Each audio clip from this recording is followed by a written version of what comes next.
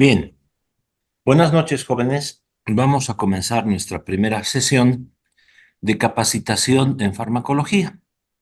El objetivo es simplemente facilitar a ustedes un poquito el aprendizaje para que tengan ustedes una mejor comprensión de los temas que entran en el primer parcial, ¿ya? Yo soy Rafael Valdivia, soy médico, soy cirujano. Apaguen sus micrófonos, por favor, no los prendan para que no haya estática. Soy docente de farmacología desde el año 2004. He dado farmacología en el curso de verano en nuestra querida facultad en varias oportunidades y actualmente, uno, doy posgrado de farmacología en la Univalle y dos, soy jefe del departamento de habilidades de nuestra facultad.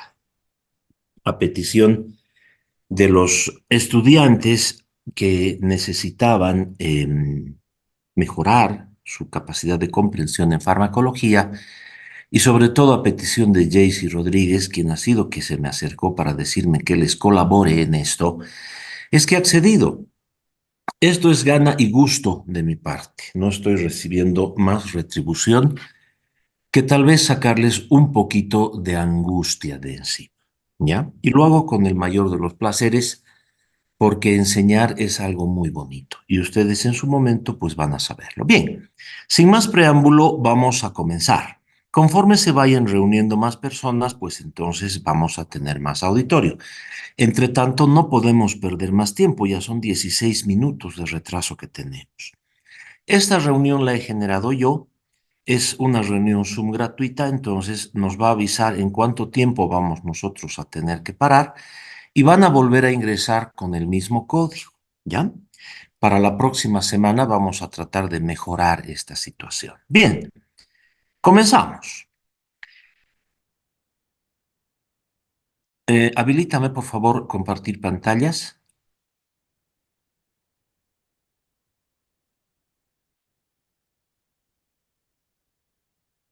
Hola, hola.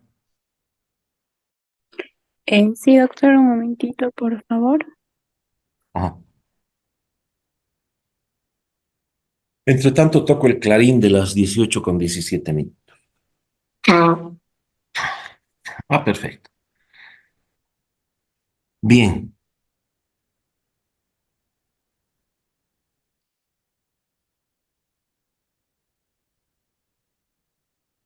díganme si se logra ver. Sí, doctor. Sí, doctor. Perfecto.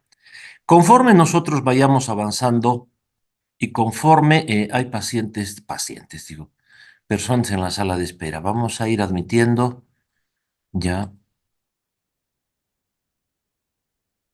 Bien, vamos a ir admitiendo personas. Vamos a hacer dos tipos de avance. Vamos a avanzar en primera parte en Word para que tengamos una visión contextualizada del asunto. Y en segundo lugar, vamos a avanzar la parte correspondiente a las diapositivas para que mejoremos nuestra, nuestra visión global. Bien. Ay, no, ¿sabes qué, Jay? Si tienes tú nomás que hacer esto porque yo voy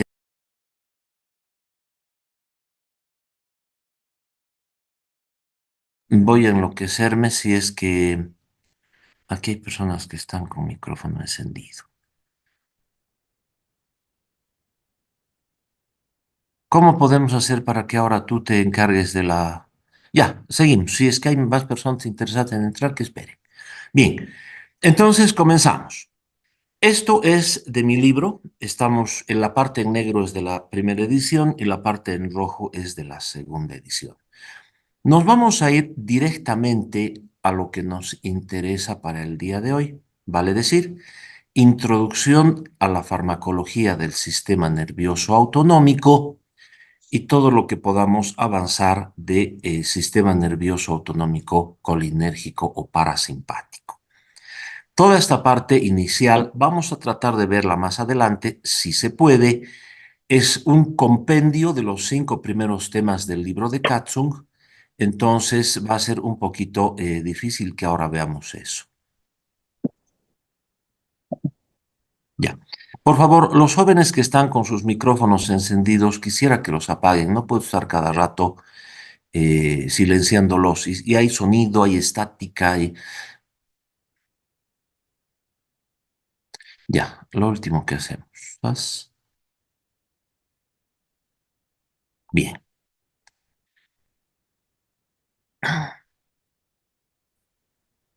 Bien, para hablar de la farmacología del sistema nervioso autonómico, primero nosotros tenemos que hacer un repaso, vamos a hacer lo más esquemático posible aquí, del sistema nervioso del ser humano. El sistema nervioso del ser humano está representado por una compleja red de tejidos que se originan en el ectodermo. La unidad estructural y funcional del sistema nervioso es la neurona, la célula nerviosa.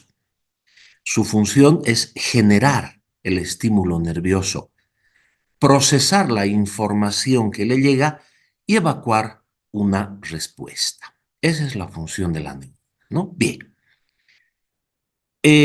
La respuesta que se procesa y la información, la que sale, determina que el organismo pueda establecer una adecuada coordinación entre sus propios órganos y entre el organismo, el cuerpo y el medio externo circundante. Nos interrelacionamos por dentro, corazón con cerebro, riñones con la vejiga urinaria, los pulmones con el corazón, es decir, todo se interrelaciona y a la vez nos interrelacionamos con el medio circundante. Es una maravilla del desarrollo filogénico del sistema nervioso, sobre todo porque tenemos algo que en otras especies no existe, la corteza cerebral bien desarrollada y la capacidad de generar pensamiento abstracto, ¿no? Bien. La neurona, del griego neurón, que significa cuerda o nervio, los griegos ya hace 3.500 años se dieron cuenta que en nuestro organismo existían estructuras diferentes a las demás que tenían el aspecto de un nervio, de una cuerda. Y eso precisamente es lo que significa el término neurona.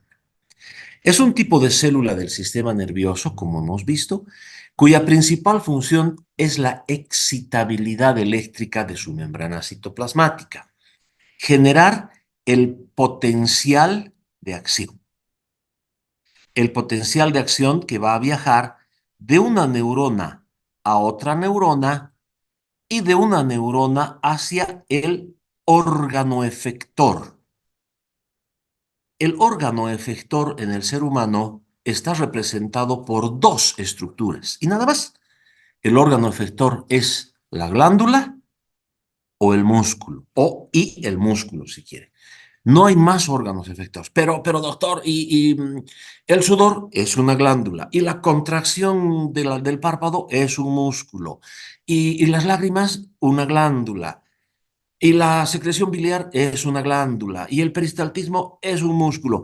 El órgano efector es la glándula y el músculo. Y nada más. No hay más órganos efectores en todo el ser humano, en todo el cuerpo humano. Bien. Ahora, la neurona es una célula altamente diferenciada y especializada. Cuando llega a su madurez, pierde la capacidad de replicación. En realidad, en el organismo humano solamente existen dos tipos de células que pueden replicarse, se replican constantemente.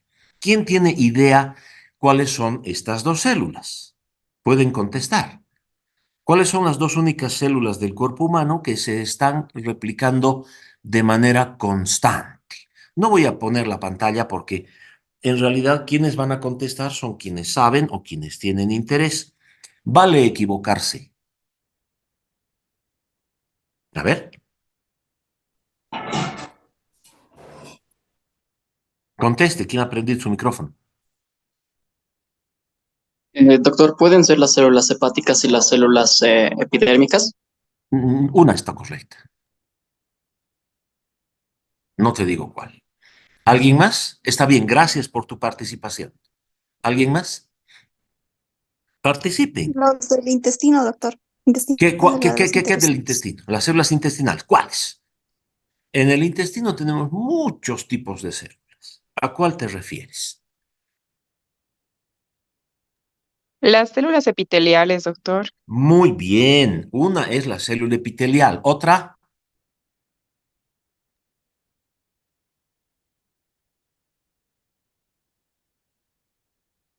¿Nadie? Bien. En el organismo humano maduro adulto existen dos grupos celulares que se encuentran en constante replicación. La célula epitelial, que es seguramente a la que te referías cuando dijiste la célula intestinal, vuestro compañero varón dijo el hepatocito y la célula epitelial. Le dije, una es correcta, la célula epitelial. Y la otra es la célula hematopoyética. No existen más células que puedan replicarse en el organismo humano maduro, en el organismo humano adulto, ¿ya?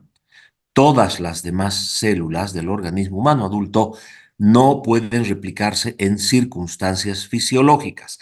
La replicación de otro tipo de células es cáncer, ¿ya? Bien. Morfológicamente, la neurona está compuesta por un cuerpo celular que también recibe el nombre de soma o pericarión. Tiene una o más prolongaciones cortas llamadas dendritas que transmiten impulsos hacia el soma. Quiero que me digan si cambiando de esta forma ustedes acceden a la visión. ¿Pueden ver? ¿Qué están viendo? Por favor, contesten. Solo su pantalla de Word, doctor. Ah, ya, no está. Entonces no podemos. Perfecto. Vamos a continuar con la pantalla de Word y vamos a continuar y después hacemos las diapositivas. ¿Ya? Bien. Es diferente, por ejemplo, la plataforma del Microsoft Teams que te permite con una sola compartición de pantalla cambiar de varios programas, ¿no? Word, PowerPoint y otras cosas. Aquí no, es un poquito más básico este sistema, pero eso es muy bueno porque permite que varios participantes estén presentes. Bien, entonces, una o más prolongaciones cortas llamadas dendritas que transmiten los impulsos hacia el cuerpo y una prolongación larga llamada axón o cilindro eje que conduce los impulsos desde el soma hacia otra neurona o hacia el órgano efector. El axón o cilindro eje, es decir, los axones son el nervio. A ver, alguien que me diga cuál es la longitud máxima de un axón según ustedes. ¿Cuánto puede medir un axón como máximo, según ustedes? Den una respuesta. 3 micras, 4 micras, 5 Armstrongs, 20 centímetros, medio metro. Digan algo. Si bien no me equivoco, puede medir hasta más de 1 metro. Ya. ¿Alguien quiere decir algo? Le dice que está bien, que está mal, la apoya, la abuchea. Doctor, puede Ustedes, ser hasta 4 metros, doctor. ya, está bien. Veo que hay una situación bien espantosa con ustedes. Eh, Cuando yo tengo grupos de estudiantes a quienes les imparto diplomado, que es una cosa más dura que una clase convencional, los insto a participar y es por nota. Esto no tiene calificación, esto es mi gusto de ayudarles. Entonces, no los veo participativos, los veo aterrorizados. ¿O es solo mi impresión? Bueno, vamos a continuar, ¿ya? Está bonito esto, están varios participantes y eso me está gustando. Espero que les sirva. Bien, continuamos. Entonces, el axón puede medir mucho, puede medir más de la mitad de la longitud o de la estatura del cuerpo humano. No vamos a decir más de 1 metro, ya, porque en muy pocos casos, en nuestro país, por ejemplo, vamos a tener personas que midan más de 1 metro. En otros países, sí, hay personas muy altas. Entre la comunidad de deportistas que practican el básquet o el voleibol, sí hay personas de estatura muy elevada, 2 metros 10, 20, 30 centímetros. ¿No? Personas sanas. Alguien que tenga una estatura muy elevada patológicamente hablando será, por ejemplo, un paciente que tenga gigantismo, es decir, un adenoma hipofisiario hiperproductor de hormona del crecimiento. Ahí va a desarrollar altísimo, ¿no? Bien, entonces, Si tú mides 1,60 m, tu axón más largo medirá alrededor de 80 centímetros, ¿no? Más o menos la mitad de tu estatura. Y nos referimos a todos los nervios que constituyen los nervios que se encuentran inervando el miembro inferior. ¿Ya? Bien. El sistema nervioso, ya vamos a entrar en el tema práctico, el sistema nervioso se va a dividir. Para una adecuada comprensión, el sistema nervioso se divide tomando en cuenta dos parámetros. Eso lo digo yo en mi libro y está apoyado, miren, estamos en media página recién, está apoyado por los libros de anatomía. El sistema nervioso se divide tomando en cuenta dos parámetros. Primer parámetro, el parámetro estructural, morfológico o anatómico, que divide el sistema nervioso en sistema nervioso central y sistema nervioso periférico. El sistema nervioso central está constituido por el encéfalo o cerebro. Tenemos varias estructuras ahí. Tenemos la corteza, la subcorteza, el cuerpo calloso. ¿Cuerpo calloso o cuerpo cavernoso tenemos en el encéfalo? A ver, creo que es cuerpo cavernoso en algunos, ¿no? En otros sí es cuerpo calloso, pero en algunos es callo, ni siquiera es cuerpo calloso. Entonces, tiene varias estructuras, el diencéfalo, y de ahí viene el tronco encefálico. El tronco encefálico o tallo cerebral está constituido por tres estructuras que son de cefálico a caudal, el mesencéfalo o cerebro medio, que es una estructura arcaica. Arcaico quiere decir que existe o existía hace millones de años en los organismos primitivos. Ya tenían mesencéfalo. Y el mesencéfalo, la protuberancia o puente de Barolio y el bulbo raquídeo tienen mucha importancia porque en estas estructuras radica lo que vamos a estudiar en estos temas, la autonomía del organismo humano. Vale decir, estas estructuras comandan la capacidad del organismo de vivir en ausencia del estado de conciencia. Una vida vegetativa, una vida básica, con funciones que apenas le permiten mantener esa vida. ¿Ya? Entonces, las estructuras primitivas que estaban recién en evolución hace millones de años, no estamos hablando solamente del organismo, del cuerpo humano, del ser humano, estamos hablando de otras estructuras básicas, insectos, peces, anfibios, tienen esto en su sistema nervioso, ¿no? Bien, el cerebelo, que es otra estructura notablemente importante porque su principal función es la coordinación motriz y el equilibrio. ¿Mm? El equilibrio del cuerpo, porque el equilibrio de la cabeza está regido por los conductos semicirculares del oído interno. En el cerebelo, por ejemplo, se regula la coordinación motriz y el equilibrio. Yo les pregunto, ¿cuándo ustedes sienten que ha empezado a funcionar su cerebelo? ¿Cuándo ustedes perciben que el cerebelo ha despertado? A ver, ¿cuándo piensan que el cerebelo ha despertado? ¿Cuando damos nuestros primeros pasos? No. Cuando aprendemos a deglutir o a hablar o a silbar, no. Cuando aprendemos a escribir, tampoco. Ahí tienes gran coordinación motriz, pero no. ¿Cuándo ustedes creen que el cerebro despierta bruscamente a su actividad real, equilibrio y coordinación motriz? A ver, alguien que me dé una opinión.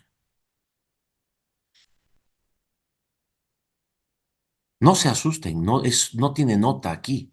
No me están viendo el rostro, ni yo a ustedes. No sé quién es Arlet, no sé quién es Ángelo, no sé quién es Ignacio. No, y si los conociera, pues tendría mucho gusto de hablar con ustedes y de ayudarles. ¿Nadie? ¿Nadie puede opinar? A ver, alguien. Aquí hay un puntito, mira, un puntito es este estudiante. Doctor, quizá desde el nacimiento, No. ya, ya.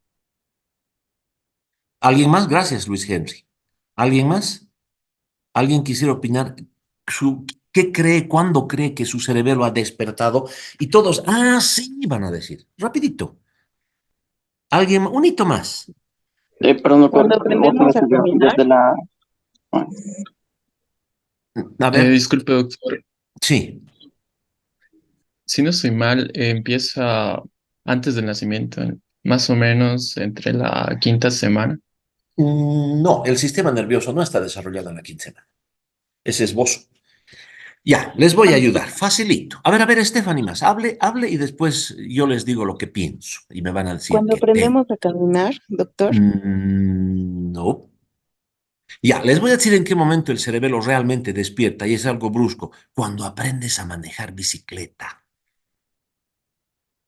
Te caes y te caes y te caes y te caes. Y en un momento mágico, tu cerebelo despierta y aprendes a equilibrarte en una bicicleta. Ahí es donde puedes determinar con precisión que el cerebelo ha funcionado. ¿Me entienden? Dense cuenta, es un momento mágico, es una maravilla. No sabes cómo vas a hacerlo. Tú ves a todos manejando la bicicleta cuando de pronto tú te caes y te sigues cayendo. Y de repente tu cerebelo decide activarse y comienzas a equilibrar en la bicicleta. Ese momento es que el cerebelo empieza a funcionar realmente. ¿Ya? Bien, continuamos. ¿Alguna opinión? ¿Alguien quiere hablar? Seguimos. Bien, entonces estábamos recapitulando las diversas estructuras ay, que componen el sistema nervioso central. El cerebelo y la médula espinal. La médula espinal, que es una parte importantísima porque sirve de intermediario entre el sistema nervioso periférico y la parte alta del sistema nervioso central. Todo lo que es captado por nuestros nervios llega en primera instancia a la médula espinal y asciende. O es que la médula espinal reacciona y se forma una respuesta a través de un fenómeno denominado el arco reflejo. Por ejemplo, tú estás cerca de la cocina que había estado encendida y sin darte cuenta te apoyas y te quemas. Sin que tengas la opción de reaccionar o de percibir dolor, quitas la mano. Ese es el arco reflejo. Un nervio aferente sensitivo ha trasladado la información que ha llegado a la médula. En la médula se procesa la información y se evacúa inmediatamente la respuesta a través de un nervio eferente o nervio motor, que comanda a los músculos involucrados que vayan a retirar esa mano porque te estás quemando. ¿Ya? Entonces, el impulso es inmediato. Viaja a velocidades que oscilan entre los 5 y los 20 metros por segundo. Vamos a ver eso más adelante. Muy rápido. La información paralelamente asciende hasta llegar a la corteza cerebral y en la corteza cerebral, en las áreas de Brodmann respectivas, en las áreas prerrolándicas, te das cuenta que te duele. Ay, me he quemado. Pero ya retiraste tu mano, ¿no? Se está quedando sin tiempo, dice entonces. No vamos a actualizar. Esperemos que nos tolere. Bien, el sistema nervioso central y el sistema nervioso periférico. Entonces, desde el punto de vista estructural, morfológico o anatómico, tenemos el sistema nervioso central y el sistema nervioso periférico.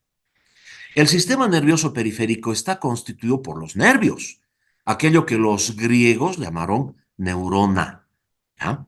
Y tenemos 12 pares craneales y entre 31 y 33 pares raquídeos, ¿ya? Los pares raquídeos varían porque de acuerdo a un sujeto o a otro vamos a tener más o menos pares coxígeos. A ver, ¿cuántos pares cervicales tenemos? 8. Pares dorsales o torácicos, 12, 20. Pares lumbares, 5, 25. Pares sacros, 5, 30.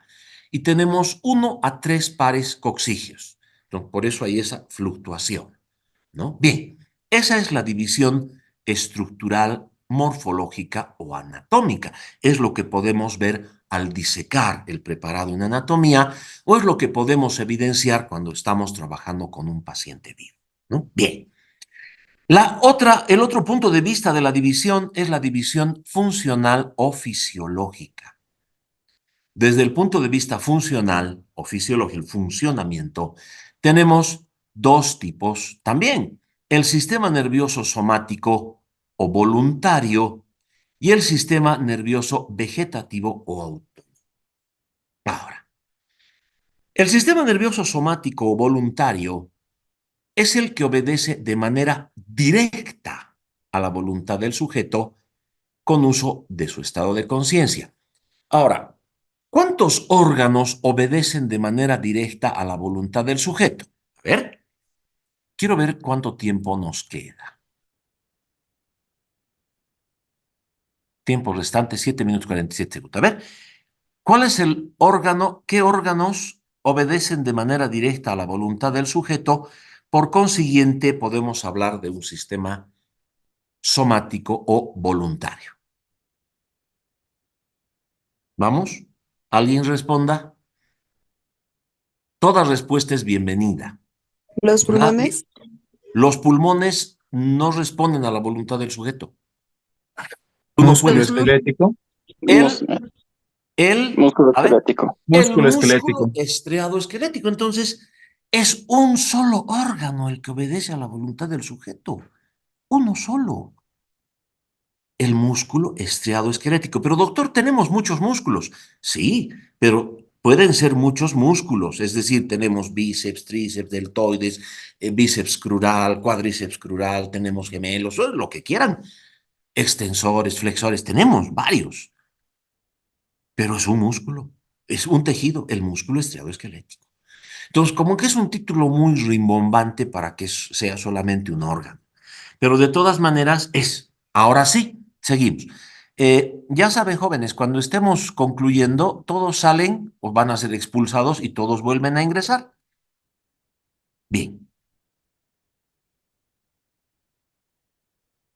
Y el sistema nervioso vegetativo o autonómico. Se llama vegetativo porque se comparó al sujeto que tenía alteraciones en el sistema nervioso con un vegetal, con una planta. Le decimos estado vegetativo porque tú tienes ahí una planta, un árbol, una flor. Silénciense, por favor. Entonces tú puedes quemarle, tú puedes cortarle, tú puedes hacer lo que quieras con la flor o con el árbol. No llora, no se queja, no se escapa. El sol le da y el arbolito va bien, hace fotosíntesis. Le riegas o llueve y el arbolito va bien. Tiene en la época de primavera florece, las abejitas fecundan, polinizan sus flores, salen los frutos, caen los frutos, la semillita entra a la tierra y crece otro arbolito. Pero todo de manera automática, ¿no? Entonces, se le llama sistema vegetativo porque el paciente que tenía problemas, alteraciones, con el sistema nervioso voluntario, pues entra en estado de vegetal y por eso se llama así. Bien. Autónomo porque funciona de manera independiente a la voluntad de la persona o en ausencia del estado de conciencia. Ejemplos. Cuando estamos dormidos, no necesitamos preocuparnos por respirar o porque nuestro corazón lata. El sistema nervioso vegetativo o autonómico se encarga de hacer eso de manera automática. O cuando el paciente se encuentra en un estado de conciencia perdida, en estado de coma, porque puede ser un coma por intoxicación o un coma traumático o un coma de origen vascular, un accidente cerebrovascular, o le han dado un golpe en la cabeza, o se ha tomado drogas, o se ha alcoholizado, ¿no? Entonces, su estado de conciencia desaparece. Entonces, ha caído, se ha dormido. No es que ha caído, está en coma. ¿Cómo lo han hecho tomar hasta que entre en coma? Es una cosa criminal la que hacen cuando van a beber entre amigos. Entra en coma el pobre hombre. Bien, entonces ahí está funcionando el sistema nervioso, se ha perdido el estado de conciencia, ya la corteza está anulada, la subcorteza, el diencéfalo. Puede que el mismo mesencéfalo esté anulado.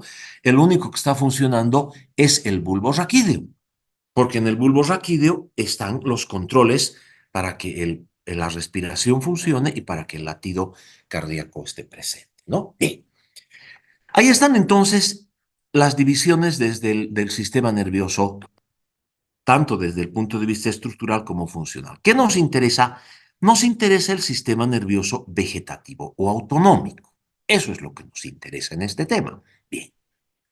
En este estudio nos interesa el sistema nervioso vegetativo o autonómico, puesto que en temas posteriores se estudiará el sistema nervioso voluntario. El sistema nervioso vegetativo o autónomo es la porción del sistema nervioso que controla acciones y respuestas involuntarias en el organismo de la persona. Recibe la información que proviene de todo el medio interno para interactuar como respuesta sobre músculos, glándulas y vasos sanguíneos. El sistema nervioso autónomo es fundamentalmente un tipo de respuesta eferente. ¿Ya? Bien. Para que nosotros recordemos, existen dos tipos de vías nerviosas. Las vías nerviosas que sacan la información y las vías nerviosas que ingresan la información.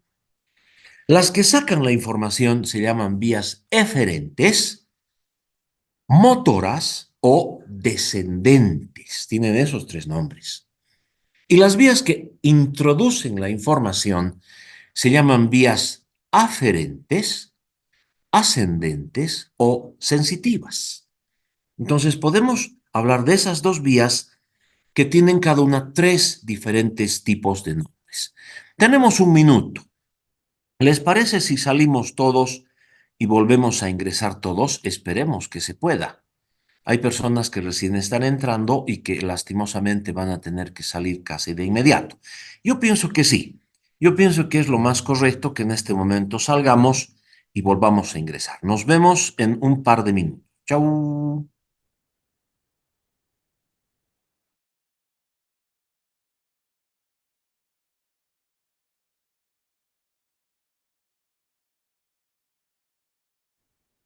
Admitir a todes, dice.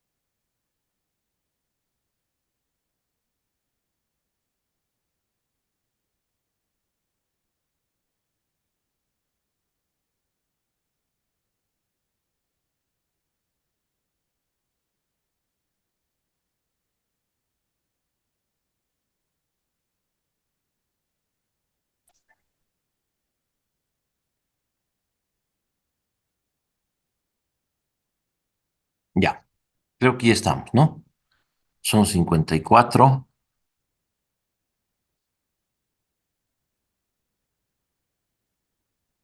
Bien, como hace un rato vamos a estar de rato en rato admitiéndolos, pero yo creo que recomenzamos ya no más, ¿no? Son las 18:50, tenemos todavía una hora y un poquito más y bien, si están de acuerdo, si están contentos, seguimos. El que no está de acuerdo, no está contento, pues tiene que decir finalizar y salir. Quizás se acabó.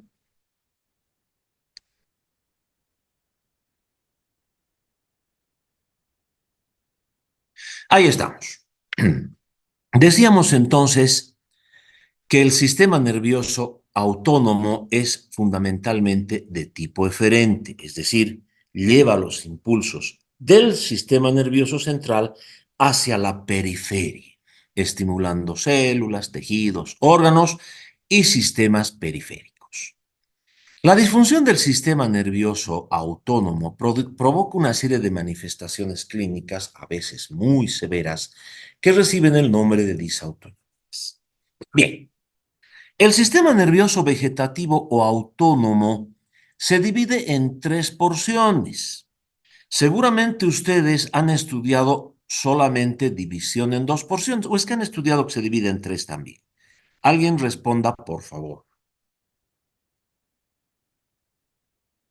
Hola.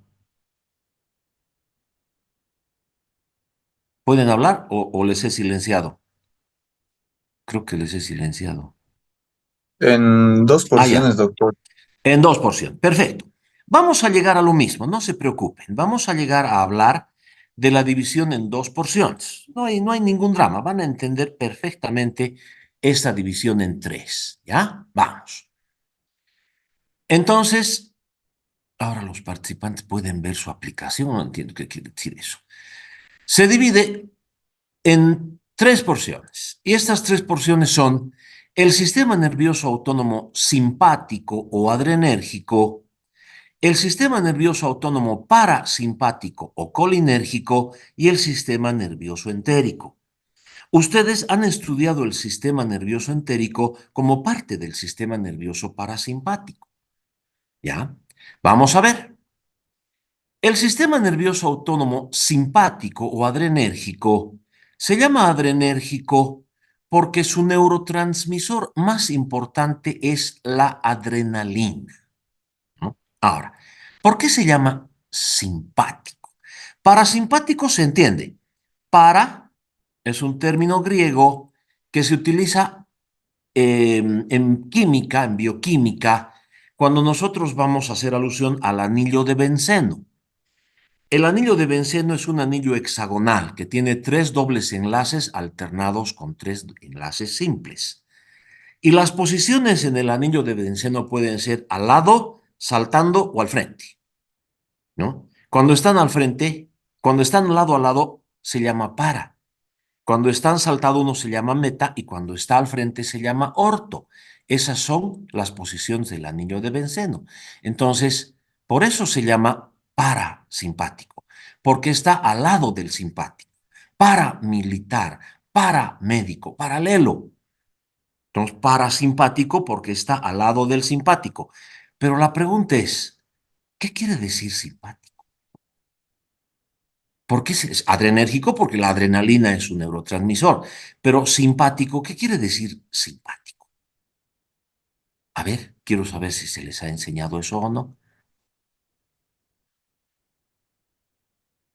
Alguien conteste, ¿qué quiere decir simpático? Doctor, simpático es alguien, una persona bonita. No. Conozco feos que son bien simpáticos. Conozco feas que son simpatiquísimas. No quiere decir que es una persona bonita, es decir, estructuralmente agradable, de facciones armoniosas, qué sé yo. Pues yo soy feísimo, pero soy bien simpático. ¿Qué quiere decir simpático?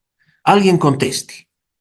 ¿Qué le parece? Con lo que les he dicho, tendrían que poder sacar una respuesta. Y por lo visto, no les han enseñado qué quiere decir simpático. ¿Nadie? A ver, alguien que se le ocurra alguito. Wow. ¿Es agradable, doctor? Agradable, ya. ¿Algo más? ¿Alguien más? Gracias, Mayra. ¿Alguien más? Tengo 61 almas, bueno, 60, porque yo soy el uno acá. ¿Alguien más? Nadie más. Bueno, simpático hace alusión a la personalidad del sujeto. Una persona tiene gran personalidad, cae bien, es entrador, habla. Esa es la definición de simpático. Y simpático para los griegos, porque ellos le pusieron este nombre, era exhibir la personalidad.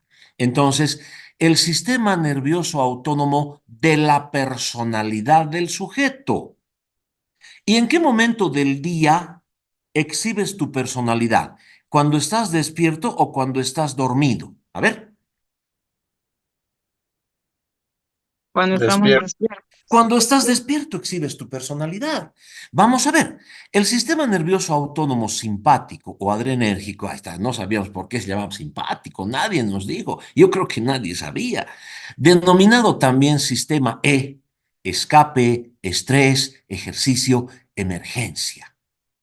Actúa precisamente primero cuando el sujeto está despierto y cuando se requiere una respuesta rápida y una capacidad de reacción inmediata, ¿no? Entonces, cuando estás despierto, demuestras tu personalidad, porque tienes personalidad, eres centrador, hablas. Ahora, cuando se intensifica la actividad del sistema nervioso adrenérgico, cuando necesitas respuesta adrenérgica, fundamentalmente incrementar la frecuencia cardíaca, incrementar la fuerza de contractilidad miocárdica e incrementar la presión arterial a través de la vasoconstricción. Cuando tienes que escapar, cuando estás bajo estrés, cuando estás haciendo ejercicio, cuando tienes una emergencia, ¿verdad? Y ahí la adrenalina actúa sobre los diversos tipos de receptores que vamos a repasar, determinando que las respuestas que acabamos de mencionar se establezcan en el organismo del sujeto. Ahora bien, el sistema nervioso autonómico simpático, ya sabemos, simpático es que muestra su personalidad. Y muestras tu personalidad cuando estás despierto, cuando tienes situaciones de alta demanda, ¿no? Su origen anatómico se encuentra a nivel de las raíces anteriores de los tres últimos pares raquídeos, C6, C7 y C8. Las raíces anteriores de todos los pares torácicos. Se llaman torácicos o dorsales. Entonces, si en algún libro les ponen así D1 a D12, está bien. Así como torácico quiere decir T1 a T12, está bien. No vayan a confundirse diciendo que si les ponen D1 a D12 y les enseñaron T1 a T12 está mal. Porque en algunos libros dice D de dorsal y en otros dice T de torácico, ¿ya? Las raíces anteriores de todos los pares raquídeos lumbares de L1 a L5 y las raíces anteriores de los dos primeros pares sacros, S1 y S2. Es decir, desde C6 hasta S2, vale decir casi todita la columna vertebral, y recorre a los lados de la columna vertebral de los cuerpos vertebrales dentro del organismo y recibe el nombre de el cordón simpático. Y nosotros vamos a hacer una clara alusión al cordón simpático cuando estemos hablando de los medicamentos antihipertensores, antagonistas adrenérgicos, bloqueadores del ganglio o bloqueadores del cordón simpático. Ahí vamos a hacer uso de medicamentos que bloquean a este nivel. Bien, el sistema nervioso autonómico parasimpático o colinérgico. Colinérgico porque su principal neurotransmisor es la acetilcolina. ¿Ya? Bien. Parasimpático porque ya sabemos que para quiere decir al lado de, junto a. Paramédico. No es médico, es un técnico en salud, puede ser enfermero, pero está capacitado en solucionar problemas de alta emergencia y va en la ambulancia con el médico para ayudarle. Paramédico, al lado del médico, junto al médico, ¿no? Entonces, parasimpático, al lado del simpático. Ya sabemos que simpático quiere decir que está exhibiendo su personalidad, está despierto. El parasimpático se presenta cuando estás dormido. Y cuando estás dormido, ¿qué personalidad tienes? Si roncas. Entonces, por eso se llama parasimpático, porque complementa al simpático. El simpático durante el día, el parasimpático durante la noche. Se llama también sistema D, descanso, digestión, dormir. Actúa precisamente cuando el organismo requiere mínima actividad y las funciones fisiológicas se encuentran enlentecidas. Cuando estoy descansando, cuando hago la digestión, cuando duermo, pues la frecuencia cardíaca disminuye, la presión arterial decae, pero sí, El funcionamiento intestinal, por ejemplo, incrementa. El peristaltismo incrementa. ¿Por qué? Porque la digestión pues, es incremento del funcionamiento intestinal. El funcionamiento intestinal consta de movimiento peristáltico y absorción. Entonces, tú has comido, uy, has comido rico, y después de comer te viene sueño, haces tu siestita. ¿Por qué te viene sueño? Porque la sangre periférica se va pues al intestino para absorber todo lo que están absorbiendo las microvellosidades intestinales y por eso disminuye el flujo a nivel del encéfalo y te viene pesadez. Lo mejor después de comer es echarle una siesta, no desde la 1 hasta las 5 de la tarde, eso no es siesta. Tienes que echar una siestita de 10, 15 minutitos, eso te va a reparar. Una siesta de 15 minutos vale más que 4 horas de sueño nocturno. ¿Por qué? Porque duermes profundamente, porque estás cumpliendo otro tipo de funciones biológicas. Bien, el origen anatómico del sistema parasimpático, del sistema nocturno, son los pares craneales 3, 7, 9 y 10. ¿Ya? No hemos repasado, tenemos que repasar, quiero que repasemos los 12 pares craneales. A ver, quiero que repasemos. Primer par, Oftálmico. óptico. El nervio oftálmico es una rama del quinto par, del trigémino. El primer par es el nervio óptico, que tiene su origen real en las neuronas de la retina, en las células llamadas conos y bastones. Ahí es el origen real del nervio óptico. Se llama nervio óptico. Segundo par, pero gracias, has participado. Eso me interesa, que participen. ¿Ya? Segundo par. Óptico. No. El óptico es el primer par. El El primero es el olfatorio es el olfatorio. primero, Ah, doctor. perfecto, tienes razón. El olfatorio es el primero. El segundo es el óptico. Tercer par. Vestíbulo coclear. No, ese es el octavo. El Oculomotor. motor ocular común. Motor ocular común u oculomotor. Tercero. Cuarto, Proclear. El troclear, patético. abducens o patético. Muy bien. Quinto par, Trigémino. Trigémino. trigémino, que tiene las ramas maxilar, mandibular y nervio oftálmico, ¿no? Bien. Sexto par, Motor ocular externo. motor ocular externo. Séptimo, Facial. Facial. Facial. facial. Octavo, Vestíbulo coclear. Vestíbulo coclear. vestíbulo coclear, llamado también estato acústico, ¿no? Ya. Noveno, Glosofaringeo. décimo, Vago. vago. Vago. En mi época se llamaba neumogástrico, no se lo llama vago, ¿no? Porque tiene un trayecto vago. Bien, entonces el nervio vago es el nervio más importante dentro del sistema nervioso parasimpático, el más importante. El onceavo, Accesorio. accesorio, también llamado espinal. Y el doceavo, Hipogloso. Hipogloso. Gloso mayor. hipogloso mayor. Muy bien, entonces hemos recordado. Vamos a continuar. Entonces, ahí está.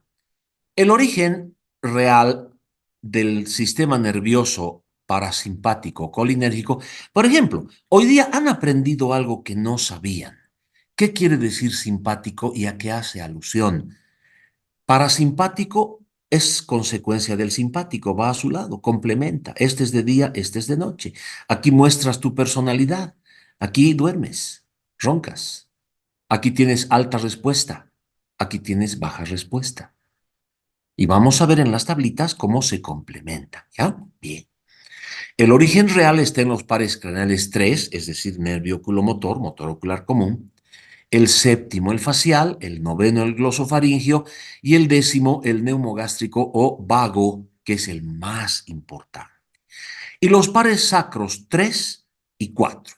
Entonces, el sistema nervioso parasimpático está en los extremos, caudal y cefálico. Pares craneales, pares sacros. ¿Ya? Bien. El siguiente El sistema nervioso entérico, nosotros lo vamos a asimilar al sistema nervioso parasimpático. ¿Ya? Vamos a estudiarlo junto con el sistema nervioso parasimpático. Sin embargo, vamos a referirnos a él como algo independiente en mi libro. ¿Ya? Hemos escrito mi libro, mi difunta esposa y yo. Me frenó mucho el hecho que ella fallezca, pero estoy haciendo varias cosas para completar. Miren, mucho, todo lo rojo es segunda edición. Falta para que salga, pero yo espero que ya tengamos noticias hasta fin de año. Bien, el sistema nervioso entérico es una subdivisión del sistema nervioso autónomo. Se encarga del control directo del aparato digestivo y se ubica en los plexos nerviosos que se encuentran rodeando las estructuras musculares del tracto digestivo. Asienta principalmente en el plexo celíaco, que algunos autores denominan el cerebro del abdomen. ¿Por qué? Por su gran capacidad de respuesta autónoma y organización de todo el abdomen y sus funciones. Se comunica con el sistema nervioso central a través de los sistemas simpático y parasimpático. Las neuronas del sistema nervioso entérico se recogen en dos tipos de ganglios plexiformes, que son el plexo submucoso o de Meissner, que es una red que se continúa desde el esófago hasta el esfínter anal externo. ¿Desde qué parte del esófago? Desde el tercio caudal del esófago, porque a partir de ahí es músculo liso. Los dos tercios cefálicos del esófago están constituidos por músculo estriado esquelético. ¿Ya? Bien. El plexo se ubica en la capa submucosa y su función es la regulación de la secreción glandular de todo el aparato digestivo, de todo el tubo digestivo.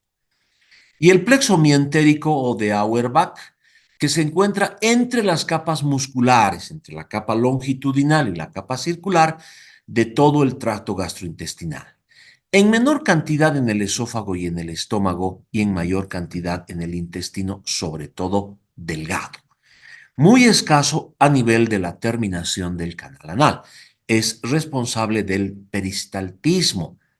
Entonces, el cerebro del abdomen, el sistema nervioso entérico, habla del plexo de Meissner y de Auerbach y controla la secreción del tubo digestivo y el movimiento peristáltico, motivo por el cual vamos a asimilar este tercer sistema al sistema nervioso parasimpático en el abdomen. ¿Ya? Bien. Continuamos. La sinapsis, del griego sinapsis, que quiere decir unión o enlace, es la unión tanto estructural como funcional que existe entre dos neuronas consecutivas, no hay saltos, o entre una neurona y el órgano efector. Hemos afirmado que el órgano efector está representado por glándula o músculo. ¿Ya? Es a nivel de este tipo de contacto o unión de la sinapsis que se lleva adelante la transmisión del impulso nervioso. La sinapsis tiene tres partes fundamentales que están siempre presentes: la neurona presináptica o botón presináptico, la neurona o célula postsináptica, porque no siempre va a ser una neurona, puede ser una glándula o un músculo. Si es un músculo, ¿qué se llama la unión entre el nervio y el músculo? Neuromuscular. La placa motora o unión neuromuscular. Placa motora o unión neuromuscular. Por favor, siempre que se les pregunte algo, tienen que contestar completito. Ejemplo, a los internos o a los residentes. ¿Cuánto de glucemia tiene mi paciente? 120. ¿120 qué? ¿Papas? ¿Conejos? La respuesta correcta es 120 miligramos por decilitro o miligramos por ciento, ¿no?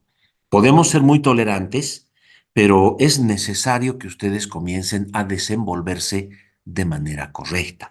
Es necesario que ustedes comiencen a asumir su papel de futuros médicos. Y cuando ustedes estén en las puertas del internado, o peor, en las puertas de la residencia ya médicos, se van a dar cuenta que el peor error que pudieron cometer es amar el 51 sobre todas las cosas. El peor error es ese. En otros países, la mínima nota de aprobación es 76. En muchas de las universidades en México, la mínima nota de aprobación es 86. Así se garantiza que el futuro médico tenga el conocimiento completo del libro. Yo particularmente considero un error garrafal que nuestra nota de aprobación sea la mitad más uno. No creo que esté bien. Mal acostumbramos a nuestros estudiantes a que busquen eso como su máximo logro. Para algunas asignaturas, ya, qué pena, pues tenemos que lograr el 51. Saqué 51 en farmaco, ¡viva! Ya, está bien, entiendo. Pero estudien como si fuera la última vez. Estudien mucho. Dedíquenle tiempo. Eso es lo verdaderamente importante, ¿ya? Traten de pensar, traten de meditar un poquito y se van a dar cuenta que no estoy hablando al fuete, ¿ya? Continuamos. Entonces, la célula postsináptica no siempre va a ser una neurona, puede ser músculo o glándula también. Se llama botón postsináptico. Y entre ambas, entre la célula pre y la célula postsináptica, existe un espacio real que se llama hendidura sináptica. Ahora bien, el impulso nervioso viaja, pasa. El impulso nervioso va desde la corteza cerebral hasta el músculo y tú mueves tu mano, cierras tu mano, o es que va desde tu receptor periférico hasta tu corteza. Te pinchaste con una aguja y viaja el impulso y ¡ay! Dices, te dolió. Entonces, hay un viaje completo que puede ser ascendente o puede ser descendente. Y hemos visto que se llama ascendente, se llama aferente o se llama sensitivo. Y hemos visto que se llama descendente, motor o eferente. Entonces, cualquiera de los tres nombres ustedes tienen que saber interpretar. Bien, el impulso nervioso se inicia como una corriente eléctrica en la membrana de la célula presináptica o célula emisora. Una vez que este impulso llega al extremo de su axón, que sería el botón presináptico, tal vez en este momento no van a llegar a comprender todo. Cuando veamos la imagen, van a comprender mejor. Por eso es que el sistema Zoom para estas cosas no me gusta mucho. No puedes hacer cambio vivo rápido de las imágenes al texto. Pero vamos a terminar esto y nos vamos a ir a las imágenes y van a lograr comprender mejor. ¿Ya? Bien. Entonces, cuando el impulso nervioso o impulso eléctrico llega al botón presináptico, determina que se estimulen ciertos componentes dentro del botón presináptico que permiten que se liberen compuestos químicos específicos que reciben el nombre de neurotransmisores. Neurotransmisor significa sustancia química que transporta o transmite el impulso nervioso. Eso quiere decir neurotransmisor. ¿Ya? Estos neurotransmisores viajan del botón presináptico al botón postsináptico atravesando la hendidura sináptica. ¿Ya? Aquí nosotros podemos modificar, podemos aumentar la liberación de neurotransmisor, podemos inhibir o disminuir la liberación de neurotransmisor, podemos amplificar la llegada a los receptores en el botón postsináptico o podemos disminuir la llegada. Hay medicamentos que logran esos efectos. Ya podemos trabajar ahí. Bien. Estos neurotransmisores llegan a sitios específicos en el botón postsináptico. Estos sitios específicos reciben el nombre de receptores. ¿Ya? Logran estimular los receptores y logran establecer respuesta. Ahora bien, el paso del impulso nervioso desde su origen, que puede ser en la corteza o en la periferia, hasta su llegada, que puede ser en la corteza o en la periferia, ya sabemos que dependiendo de si es eferente o si es aferente, este viaje es unidireccional. No viajan la misma neurona impulsos aferentes y eferentes. Sería como que tú te vayas en dirección a Quillacollo en el carril que viene de Quillacollo en la Blanco Galindo. Te vas a chocar de frente. No se puede, así como la Blanco Galindo está dividida en dos carriles, uno de ida y uno de vuelta, así están divididos los nervios aferentes y los nervios eferentes. ¿Ya? Bien. En el cerebro humano existen dos situaciones en las cuales puede existir anarquía en el viaje de los impulsos. ¿Te estás quedando sin tiempo? No, no me vale. Entonces, pueden viajar aferentes y eferentes al mismo tiempo. Estas dos situaciones altamente patológicas son la crisis convulsiva, que puede ser por cualquier motivo, puede ser por epilepsia, puede ser por fiebre, puede ser por intoxicación, puede ser por traumatismo. El síndrome convulsivo, el organismo convulsiona, la epilepsia en el ejemplo claro, o puede ser la descarga eléctrica. Si tú metes tus dedos al enchufe y te pasa una descarga eléctrica, entonces el impulso eléctrico aberrante viaja como puede, te zapatea todo tu cuerpo, ¿ya?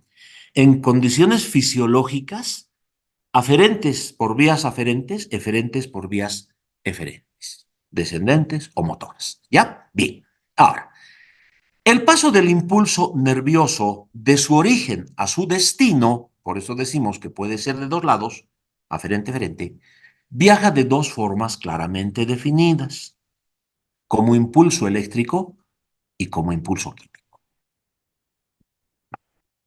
El impulso eléctrico es el viaje del potencial de acción a través del axón de la neurona, con todos los fenómenos de cambio de voltaje que se suscitan entre las caras interna y externa de la membrana celular por el intercambio de iones que se va a desatar. Bien, ¿quieren que repasemos el potencial de acción o continuamos así? Depende de ustedes. Si quieren que ganemos tiempo, probablemente en una oportunidad posterior, si acaso se dan las circunstancias, cuando se avance cardíaco, para hablar de cardíaco, se tiene que hablar, por ejemplo, de los bloqueadores de los canales de calcio, se tiene que recordar el potencial de acción y se puede hacer en ese momento. Cuando se habla del sistema nervioso central, se habla de epilepsias, por ejemplo, hay que repasar el potencial de acción. Si quieren que repasemos, podemos hacerlo o continuamos directamente. Opiniones, por favor. Continuamos, doctor. Continuamos. Perfecto. Eso. Yo quiero que sea esto una cosa que sirva a todos, porque si yo voy a ser anárquico y les voy a dar las cosas como a mí me parecería bien recordar el potencial de acción, pero vamos a perder tiempo. Entonces, si quieren que continuemos, pues adelante, seguimos. Bien. Entonces, es el viaje del potencial de acción a través de la membrana de la neurona, es decir, del axón. Cambia de positivo a negativo, etcétera, y viaja desde el cuerpo, desde el soma, desde el pericarión, hasta la punta del axón, que ya sabemos que la punta del axón es el botón presináptico. ¿Ya? Bien. Este viaje se establece de manera completa. ¿Ya? La única circunstancia que impide que el potencial de acción llegue hasta el botón presináptico, hasta el final del axón, es la sección de la neurona, es decir, que el nervio ha sido cortado. Traumatismo, cirugía o una enfermedad que ha dañado el nervio, Guillain-Barré, poliomielitis, Miller-Fisher, cualquiera de esas. Si no existe ninguna de esas circunstancias, enfermedades o corte, el impulso nervioso comienza en el cuerpo y termina en el final del axón, en el botón presináptico. Bien, cuando el impulso nervioso, viajando como impulso eléctrico, llega al botón presináptico, ya sabemos que a este nivel existe un espacio que se llama hendidura sináptica, ¿no? Entonces, El impulso no puede brincar. No puede sacar una corriente eléctrica y saltar al otro lado. Hay un espacio real. Entonces, el impulso nervioso de ser eléctrico se vuelve químico. ¿Por qué? ¿Cómo? Sucede que a nivel del botón presináptico existen neurotransmisores, compuestos químicos endógenos llamados neurotransmisores, que como dijimos, neurotransmisor quiere decir propagador o transportador del impulso nervioso. Estos neurotransmisores se liberan de diferentes formas, de acuerdo a su naturaleza específica, atraviesan la hendidura sináptica, llegan a los sitios de respuesta activa llamados receptores a nivel de la célula postsináptica o botón postsináptico. Entonces, el impulso nervioso puede viajar como impulso eléctrico o como impulso químico, de las dos formas. Impulso eléctrico mientras viaja por el axón, impulso químico cuando tiene que saltar el espacio, la hendidura sináptica, del botón presináptico al botón postsináptico. ¿Ya? Los potenciales postsinápticos PPSE, PPSI, no vamos a verlos tampoco, porque para ustedes en este momento esto es chino. Nunca han escuchado hablar del PPSI, nunca han escuchado hablar del PPSE. Eso se habla cuando se ve sistema nervioso central, viaje del impulso encefálico. Entonces, esto no vamos a mencionarlo ahora. Vamos a hablar de los neurotransmisores. Bien. Los neurotransmisores o neuromediadores son biomoléculas endógenas. Biomoléculas, porque si bien no son moléculas vivientes como tales, no podemos hablar, la célula es viviente, tiene vida, pero yo les doy la importancia y el rango de una proteína, porque realmente sin la presencia de neurotransmisores, nosotros no podríamos realizar absolutamente ningún tipo de respuesta. No podríamos hacer absolutamente nada, ni un parpadeo.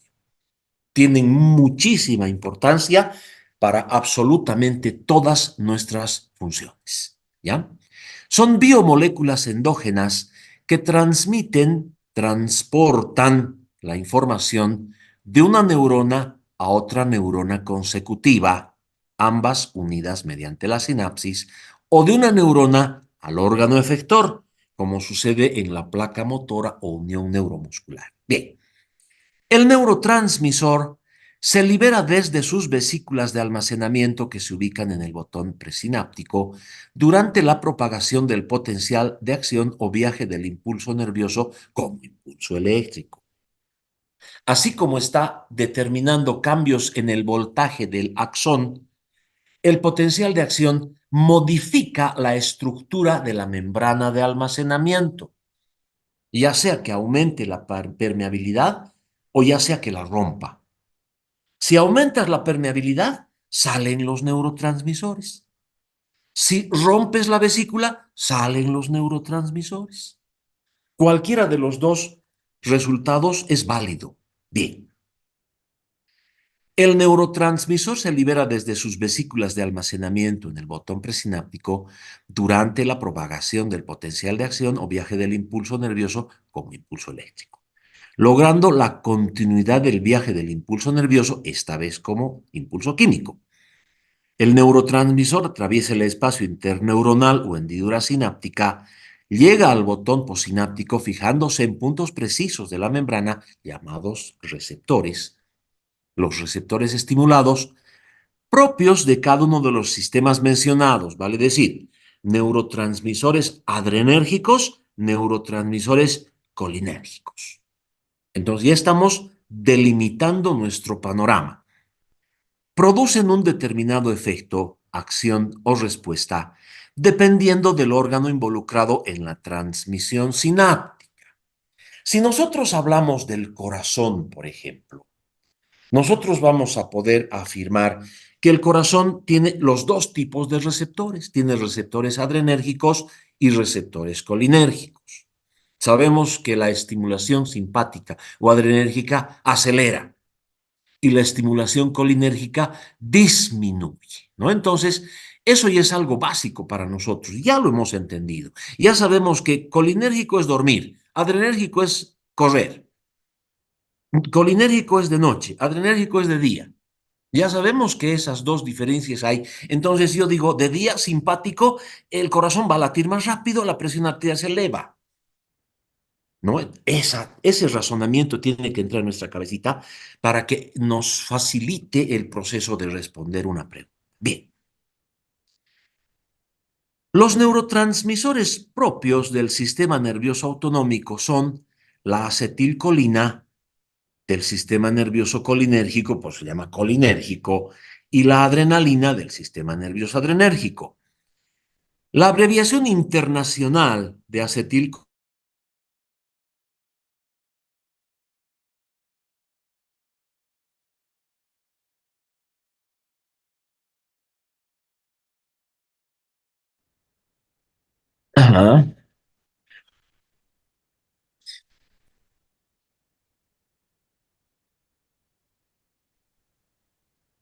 admitir a todes.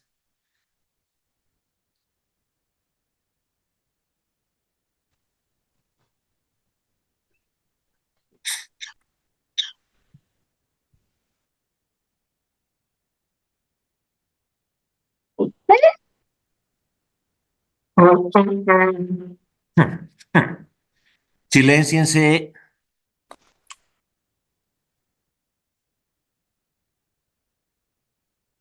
Éramos creo que 70, ¿no? Ahora ya son 31, está bien.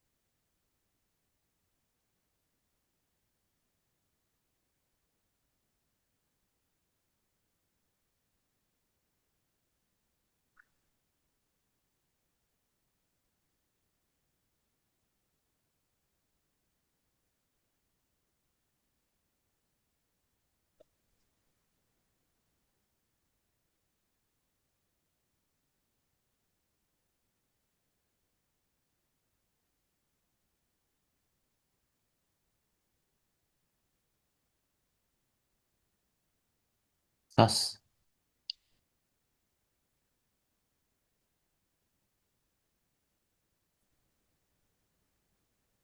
sas, sas, sas.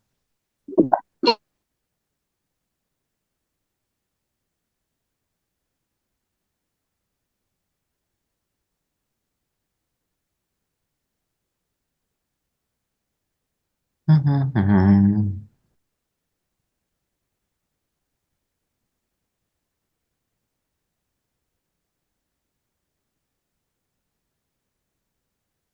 ¿Cómo andamos?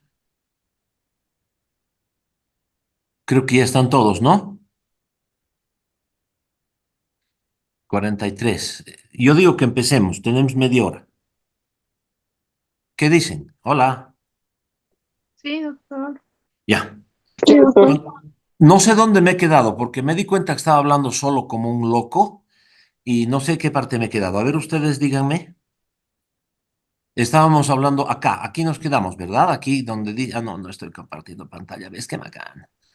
Ya, Neurotransmisores. ya, perfecto. Bien.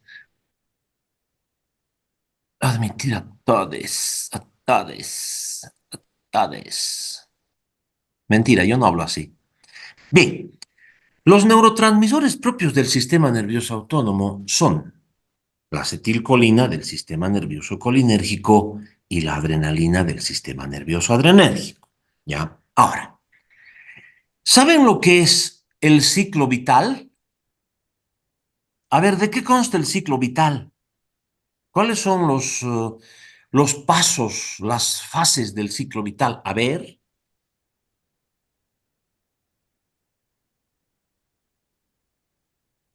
¿Nadie? Les estoy haciendo una pregunta sencilla. Sería No, si desde es que tú te reproduces y mueres. Exacto, naces, creces, te reproduces y mueres. ¿Y esto a qué le viene? Pues le viene a que en mi libro, no sé si me han copiado, creo que sí, pero en fin, si me han plagiado, qué bien, ¿no? En mi libraco yo he extrapolado el ciclo vital de los seres vivientes y lo he denominado vida química de los neurotransmisores. Para mí la vida química de los neurotransmisores implica un paralelismo con el ciclo vital de los seres vivientes. Nace, síntesis. Crece, pues no se va a volver un neurotransmisor sote, ¿no? Pero sí se almacena, aumenta su número. Se reproduce, pues no tienen neurotransmisorcitos, sino que se libera produciendo una respuesta, una acción, cumplen una función. Muere, sí, muere, fin de acción. Entonces, ahí está el ciclo vital, la vida química de los neurotransmisores, ¿no? Entonces, la vida química del neurotransmisor colinérgico, síntesis. La acetilcolina se sintetiza en las mitocondrias. La mitocondria es una organela, nadie más quiere entrar, solo 49, bueno, a 30 no les ha gustado la clase, lo siento. La mitocondria es una organela intracitoplasmática que existe en todas las células de nuestro organismo, o en casi todas.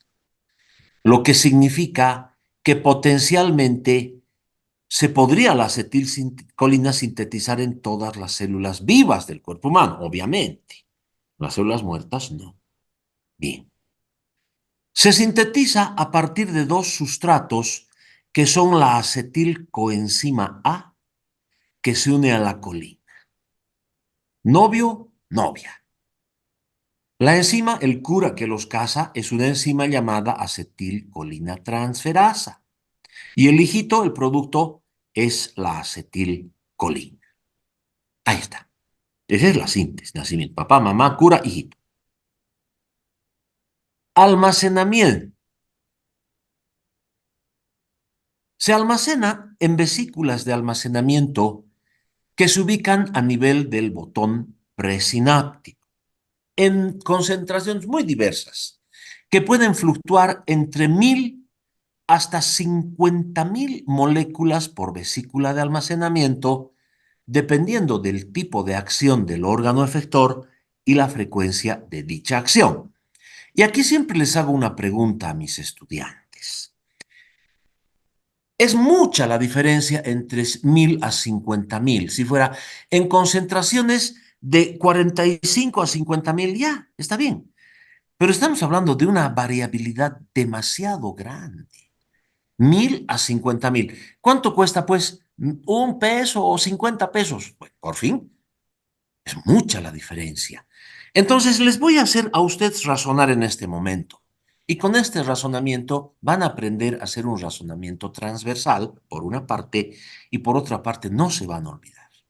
Bien, vamos a hablar de dos órganos netamente colinérgicos, el corazón y el útero. ¿Ya? Entonces, nosotros afirmamos que el corazón trabaja desde la 8ª semana de desarrollo intrauterino hasta que la persona muere. No sabemos cuándo. Puede que muera a la 9ª semana de desarrollo intrauterino porque lo abortaron, o puede que muera a sus 90 años, ¿no? Ahora bien, el útero, para comenzar, la mitad de la población no tiene útero, los varones. El útero trabaja en muy pocas oportunidades, o tal vez muchas. ¿Cuándo trabaja? Cuando hay un parto. Puede tener 1, 2, 3, en el área rural 10, 12 partos, ¿no? Espero que ustedes, jovencitas que están en tercer año, todavía no hagan eso. Todavía guárdense un tiempito más, egresen, profesionalícense. O de pronto sí, la pasan bien, tienen su guagua, son amigos de su guagua. Ya, eso es otro punto. Ahora les voy a preguntar, Puesto que el corazón trabaja incansablemente y el útero es perezoso y trabaja muy pocas veces en la vida de una mujer, ¿en cuál de estos órganos tendrán 1000 moléculas de acetilcolina y en cuál de estos órganos tendrán 50.000? A ver, el corazón. ¿En el corazón tendrán 1000 o 50.000? El útero, ¿tendrán 1000 o 50.000? Y expliquen por qué su respuesta. Contesten, piensen un poquito y respondan. No quisiera que se queden callados. Quisiera que hablen.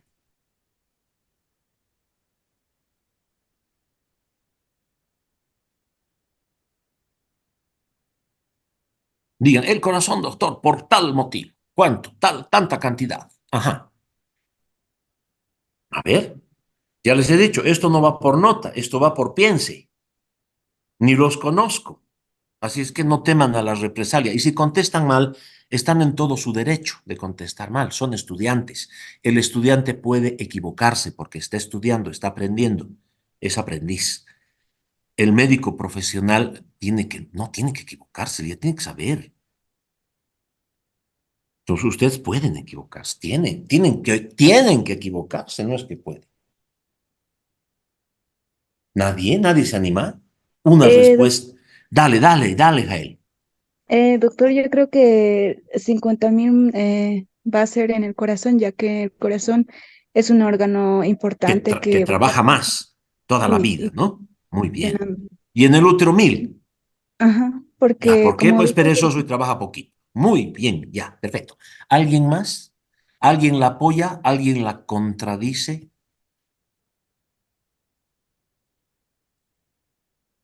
Gracias, Jael. ¿Alguien más?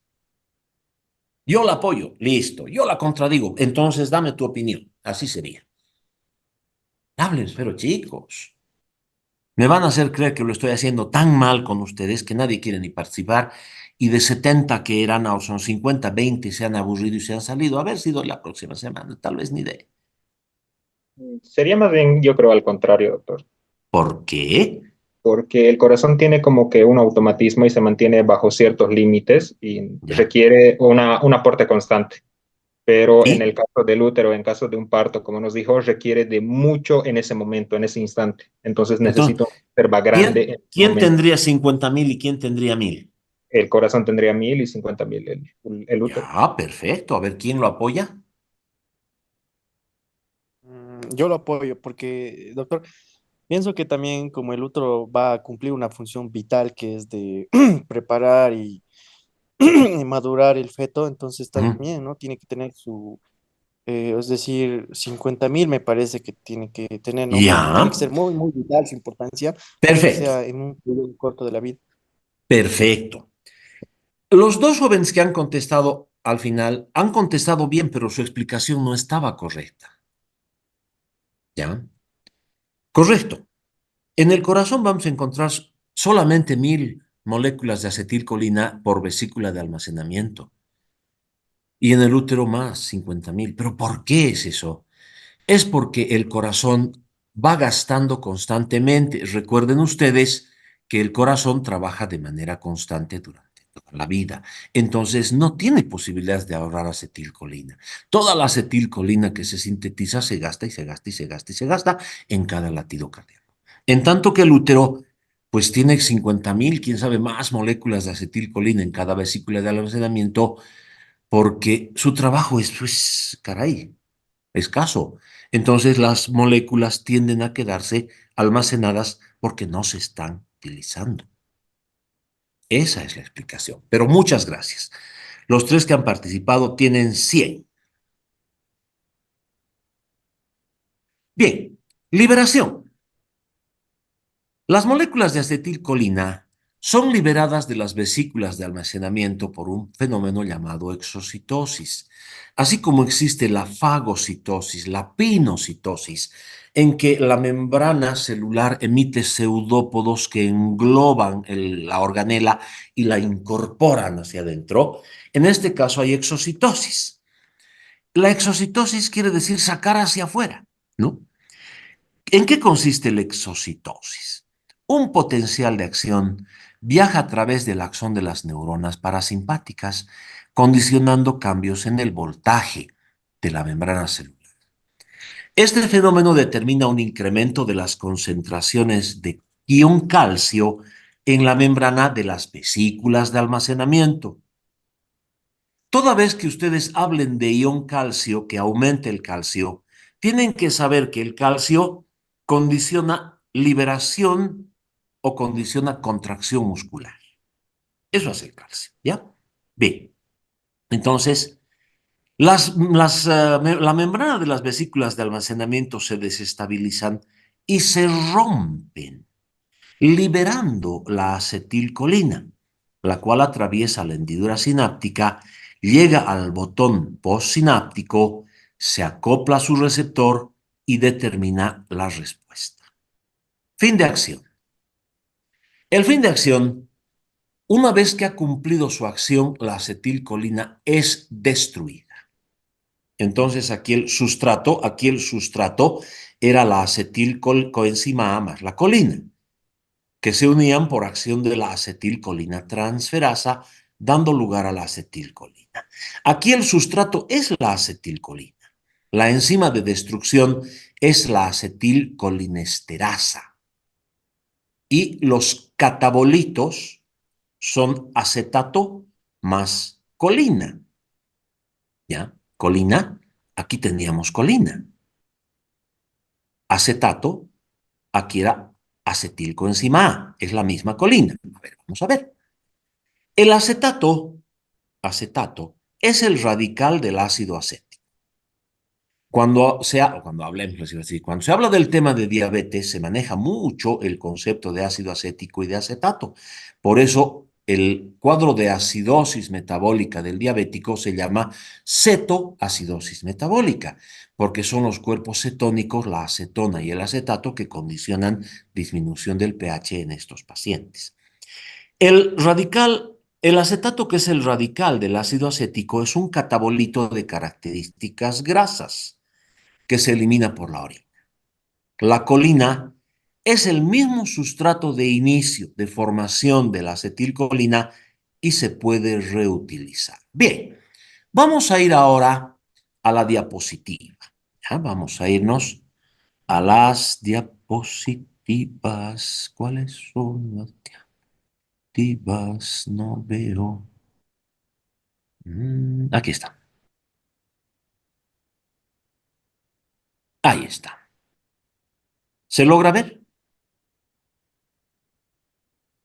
Sí, doctor. Muy bien, ya. Entonces ahí está, introducción al sistema nervioso autonómico. Ahí está el sistema nervioso. Hemos visto que desde el punto de vista estructural, morfológico o anatómico, existe un sistema nervioso central y un sistema nervioso periférico. El sistema nervioso central está constituido por el encéfalo o cerebro, el tronco encefálico, que está compuesto por el mesencéfalo, la protuberancia y el bulbo, y la médula espinal. Y el sistema nervioso periférico, que está constituido por los pares craneales y los pares raquídeos. Doctor, sí, pero si está tan facilito en las diapositivas, ¿por qué la lata de la teoría? No, les parece facilito porque ya hemos visto la lata de la teoría. Si nos vamos directo a la diapositiva, esta sencillez los va a confundir. Les va a dar una falsa seguridad de que es bien simple y no van a dedicarle tiempo a este estudio. Por eso siempre primero les hago ver la parte de teoría en Word y luego vemos las diapositivas y parece tan sencillito ya, porque ya se han tomado el tiempo de entender. Bien, ahí están los pares craneales: olfatorio, óptico, motor ocular común, patético, trigémino, motor ocular externo, facial, acústico, besatoacústico, glosofaringeo, vago, espinal, hipogloso. Y aquí están los pares raquídeos. Los pares raquídeos, que se dividen en 8 pares cervicales, 12 pares torácicos o lumbares, o dorsales, 5 lumbares, 5 sacros y entre 1 a 3 coxígeos, ¿no? Estos nervios forman plexos, forman conglomerados. El plexo ¿Qué se llama este plexo?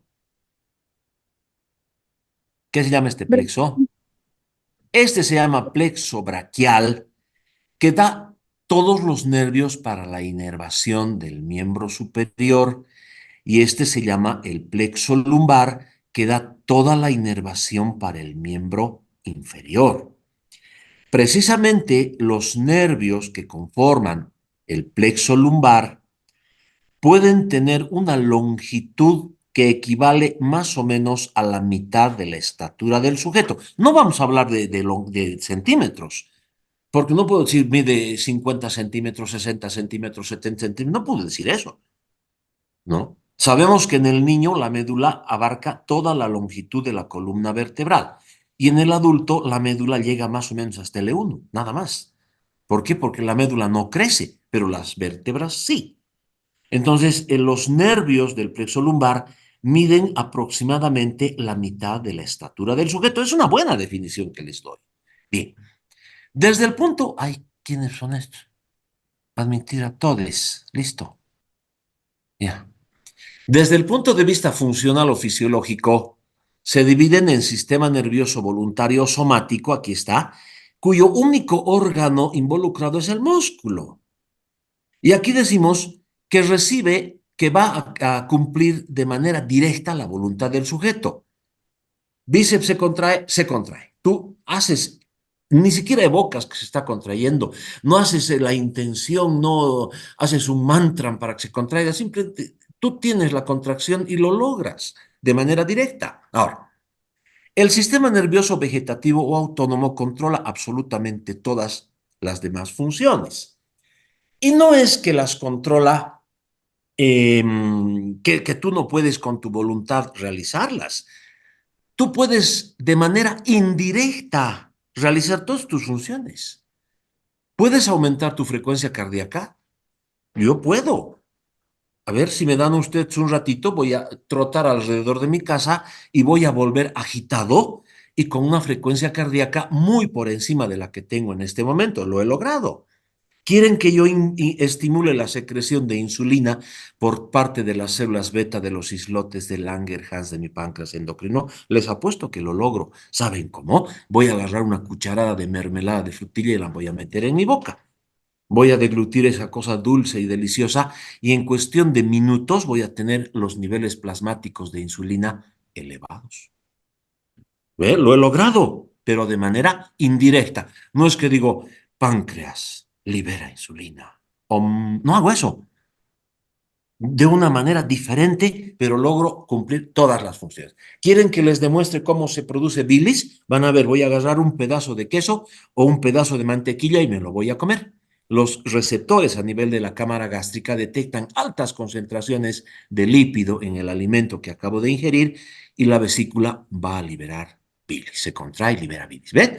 Se logra de manera indirecta. Bien, continuamos. El sistema nervioso vegetativo o autónomo se divide a su vez en sistema nervioso autónomo simpático o adrenérgico y parasimpático o colinérgico. Adrenérgico porque su más importante neurotransmisor es la adrenalina y colinérgico porque su único neurotransmisor es la acetilcolina. ¿Ya? Hemos visto que simpático hace alusión a la personalidad del sujeto. ¿No? Entonces, no es, ay, qué simpático, no es que es muy lindo, es que es un tipo entrador, canchero, te cae bien, te habla, te explica, es una buena persona, qué simpático, un carácter bonito. ¿Y qué momento demuestra eso? Pues de día, cuando está despierto. Entonces, el sistema nervioso simpático, adrenérgico, trabaja cuando estás despierto, no cuando estás dormido. Así que trabaja más intensamente en las situaciones estrés, emergencia, escape. ¿Se acuerdan? En tanto que el colinérgico es también parasimpático, corre al lado del simpático, complementa al simpático de noche, cuando estás dormido. Cuando estás dormido es el sistema D, descanso, digestión, dormir. ¿Ya? Entonces ahí está. Aquí está el sistema nervioso simpático y aquí está precisamente la cadena ganglionar. Habíamos visto que el origen real del sistema nervioso simpático está en las raíces anteriores de los pares raquídeos C6, C7, C8, todos los torácicos o dorsales, todos los lumbares y S1 y S2. Entonces, desde aquí arriba hasta aquí abajo, todito esto, se denomina la cadena ganglionar simpática o el cordón simpático. Desde arriba hasta abajo. Comanda ojo, glándula lacrimal, salival, corazón, pulmón, estómago, páncreas, intestino delgado, grueso, vejiga, gónadas. El sistema nervioso parasimpático, pero estamos viendo lo mismo, iris, ojo, glándula, salival, corazón, pulmón, estómago, páncreas, es que toditos también son estimulados, se complementan, no se pelean, no se chocan. Alguna vez alguien dijo que el sistema nervioso adrenérgico es antagonista del sistema nervioso colérico. Nada más falso. Si fueran antagonistas, tú estarías en un constante estrés, una lucha interna y te morirías. Se complementan. Uno es de día, el otro es de noche. Cuando despiertas, el colinérgico tiene que aplacarse y el simpático tiene que estimularse. Y cuando te vas a dormir, el adrenérgico tiene que aplacarse y el colinérgico tiene que incrementar porque te tienes que dormir. Se complementan. Uno acelera el corazón, el otro frena el corazón. Uno aumenta el peristaltismo, el otro disminuye el peristaltismo. Se complementan, se equilibran. ¿Ya?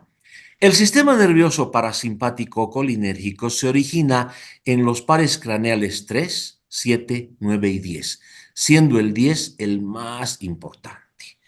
Y podemos afirmar esto recordando que a lo largo de todo el tronco encefálico existe un núcleo del cual también, que también es origen del 10º par.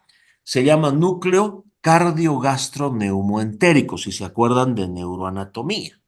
¿Ya? Este núcleo cardiogastroneumoentérico pues cumple las funciones que su nombre dice. Estimula el corazón, estimula los pulmones, estimula los intestinos y el estómago. Cardiogastroneumoentérico. ¿Ya? Bien. Y al contrario de la parte craneal, en la parte caudal, S3 y S4 son los orígenes reales de este sistema. Bien, aquí estamos viendo cómo se establece la actividad del neurotransmisor. Y en esta hermosa imagen podemos nosotros ver en una imagen figurada, en una imagen que algún autor ha diseñado, que este podría ser el botón presináptico, este el botón postsináptico y todo este espacio la hendidura sináptica, y estos puntitos tan bonitos vendrían a ser los neurotransmisores que están viajando de uno a otro punto. Bien. Aquí estamos viendo de una manera más detallada, quién sabe, más técnica, más científica, pero esto es más artístico, ¿no? Bien. Los neurotransmisores del sistema nervioso son la acetilcolina para el colinérgico y la adrenalina para el adrenérgico. Aquí están sus moléculas. Tienen todos ellos una vida química que en mi libro hace la analogía con el ciclo vital de los seres vivientes. Nace, crece, se reproduce y muere. Síntesis, almacenamiento, liberación y fin de acción. ¿No? Bien. La acetilcolina se sintetiza en la mitocondria que existe en todas nuestras células, en base a dos sustratos que son la acetilcoenzima A más la colina, que se van a unir por medio de una enzima llamada acetilcolina. Aquí está la acetilcoenzima A y la colina. Una enzima que se llama acetilcolina transferasa y se forma la acetilcolina. Síntesis. Almacenamiento. Se almacena en vesículas de almacenamiento que se ubican en el botón presináptico. Liberación. El potencial de acción que viaja desestabiliza por aumento de calcio la membrana de la vesícula de almacenamiento. No es la membrana de la neurona.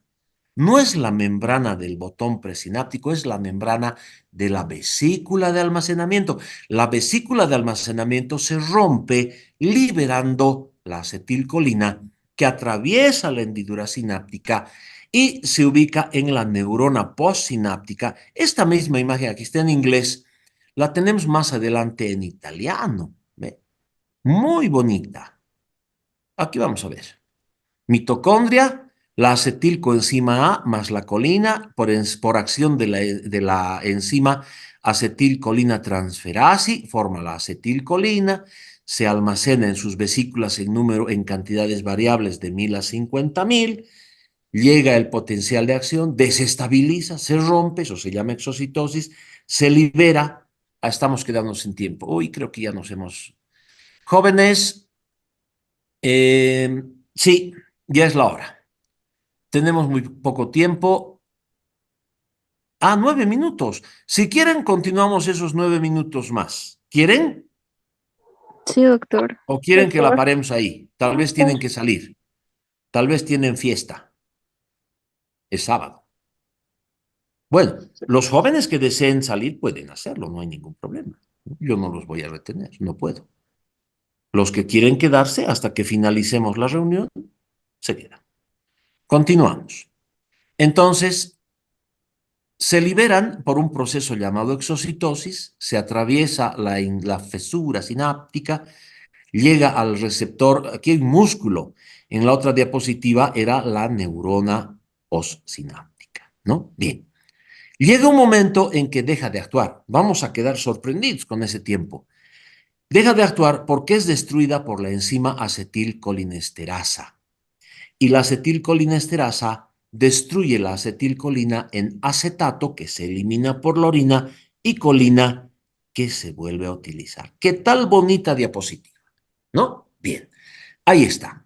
Entonces, aquí está todo lo que estábamos mostrando. Aquí está la neurona, este es el cuerpo soma o pericarión, estas son las dendritas, y este es el axón o cilindroeje, que tiene botones presinápticos. Ampliamos una de estas estructuras y este es el botón presináptico. Es la parte final del axón, que está contactando a otra neurona en la sinapsis o al órgano efector, como por ejemplo la placa motora o unión neuromuscular, ¿no? Bien. Vamos a volver a la parte de Word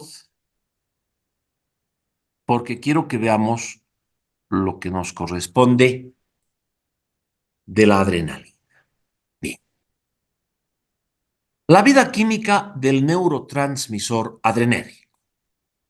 Síntesis. La adrenalina se sintetiza sobre todo, no de manera exclusiva, en la médula de las glándulas suprarrenales. No es el único punto. Pero es el más importante, es donde la mayor cantidad de adrenalina y adrenalina periférica, porque existe adrenalina a nivel encefálico, que existe síntesis de neurotransmisores. Bien, a partir de un aminoácido esencial llamado tirosina. Por eso afirmamos que el ser humano, por muchos aspectos en su estructura, es carnívoro. Si se vuelve vegetariano es porque, pues, quiere comer vegetales, ¿no? Simplemente. Pero el ser humano es carnívoro y la tirosina existe sobre todo en la proteína de origen animal, ¿ya? Lo que determina la ingestión de proteínas, sobre todo de tipo animal, en la dieta del sujeto, siguiendo una cascada de formación que implica varios pasos, con aparición de neurotransmisores previos con alta actividad en otras esferas del ser humano, diferentes a la actividad autónoma. Ahí vayamos a ver esa cascada. Sustrato. Tirosina o fenilalanina, que es otro aminoácido, que se convierte en dopa por acción de la enzima tirosina hidroxilasa. La dopa ya es un neurotransmisor a nivel encefálico. Va a mediar movimiento y comportamiento. ¿Ya? Bien. La dopa, de ser el producto, pasa a ser sustrato y se convierte en dopamina por acción de la enzima dopa descarboxilasa. La dopamina ya es un neurotransmisor a nivel encefálico. La dopamina va a mediar el movimiento fino, el movimiento coordinado. La deficiencia de dopamina en los núcleos rojo y negro del encéfalo determinan el establecimiento de una enfermedad llamada Parkinson. ¿Ya? La dopamina, de ser un producto, se convierte en un sustrato. Actúa la dopamina beta hidroxilasa y la dopamina se convierte en noradrenalina. La noradrenalina es un importantísimo neurotransmisor que va a mediar emociones, va a mediar comportamiento, movimiento. La noradrenalina a nivel periférico, todas estas, dopamina y noradrenalina, van a tener una baja respuesta periférica. Su respuesta fundamental es encefálica, entonces no nos interesan como neurotransmisores, sino como cascada de formación. Sobre la noradrenalina, que era producto y se vuelve sustrato, actúa una enzima llamada feniletanolamina N-metiltransferasa. Y por último, se forma la adrenalina. ¿Ya? La adrenalina a nivel encefálico tiene muy baja actividad. La actividad a nivel encefálico sería vascular, sobre los vasos encefálicos. En tanto que la adrenalina a nivel periférico tiene muchísima importancia. Bien, almacenamiento. Ay, quiero ver cómo estamos de tiempo. 4 minutos, ya un poquito más les hablaré. Un chiquitito. Se almacenan las vesículas a nivel del botón presináptico, a donde llega siguiendo dos caminos o vías. La vía hematógena, es decir, se transporta por la sangre como cualquier otra sustancia, y la vía neuronal. Así como viaja el potencial de acción, viaja la adrenalina por dentro de la neurona, hasta llegar a sus vesículas de almacenamiento en el botón presináptico. Tercer punto, liberación. Las moléculas de adrenalina se liberan de las vesículas de almacenamiento por liberación simple, no por exocitosis. La exocitosis es propia de la acetilcolina e implica ruptura de la membrana de la vesícula de almacenamiento. En este caso, el potencial de acción viaja, el calcio aumenta, pero las vesículas no se rompen, aumentan su permeabilidad, liberando de manera simple la adrenalina. La adrenalina sale, atraviesa la hendidura sináptica, llega al botón postsináptico, se acopla a sus receptores, sean alfa, beta o dopa, y se determina la actividad. El fin de acción es triple. Luego de haber cumplido su actividad, la adrenalina puede terminar su acción de 3 formas. Difusión simple. La adrenalina se desprende de su receptor en el botón postsináptico y se difunde en el medio circundante. Y conforme va quedándose solita, sin sus otras adrenalinitas, porque eran hartas, pierde su actividad. Comparo esto con el humo del cigarrillo, ¿no? Tú estás fumando, lanzas tu humo así horrible, asqueroso, hediondo. Al cabo de un rato se ha perdido, se ha esparcido y queda un poco de olor y luego se perdió. Ahí está, eso es difusión simple. Segundo, estoy más pendiente de la hora que ustedes. 2 minutos, vamos a terminar esta cosa. Segundo, la recaptación. Las moléculas de adrenalina, luego de haber cumplido su misión, se desprenden del receptor en el botón postsináptico, atraviesan la hendidura sináptica en reversa y se reintroducen a su vesícula de almacenamiento en el botón presináptico. Sueltas a tu perrito, sale a la calle, hace sus vueltitas, hace su caquita y se senta a tu casa. ¿Listo? Sabiendo que existen estos fenómenos, podemos bloquearlos para aumentar la vida media de la adrenalina. Tercero, la lisis enzimática. Está dada porque la adrenalina se destruye por 2 enzimas llamadas monoaminoxidasa y catecol-orto-metiltransferasa. Esta O no quiere decir oxígeno, quiere decir orto. Es la posición en el anillo de benceno. Los catabolitos son metanefrinas. Se llaman metanefrines y se eliminan por la orina. ¿Para qué sirven los metanefrines? Para el diagnóstico, para el test antidoping. Por ejemplo, tú ves en el partido de fútbol que está correteando un jugador flaquito, chiquitito y con una fractura expuesta en la tibia. Y corre como loco y mete 3 goles. No es racional. ¿Qué ha pasado? Venga, venga, venga, orine acá. Y sus metanefrines están por las nubes. Significa que se ha estimulado con sustancias que liberan grandes cantidades de adrenalina, cocaína, por ejemplo, anfetaminas, por ejemplo. Para eso sirven los metanefrines.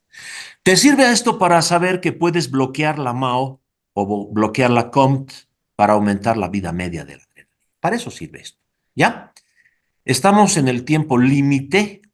Ha sido un gusto darles una clasecita, menos de un minuto.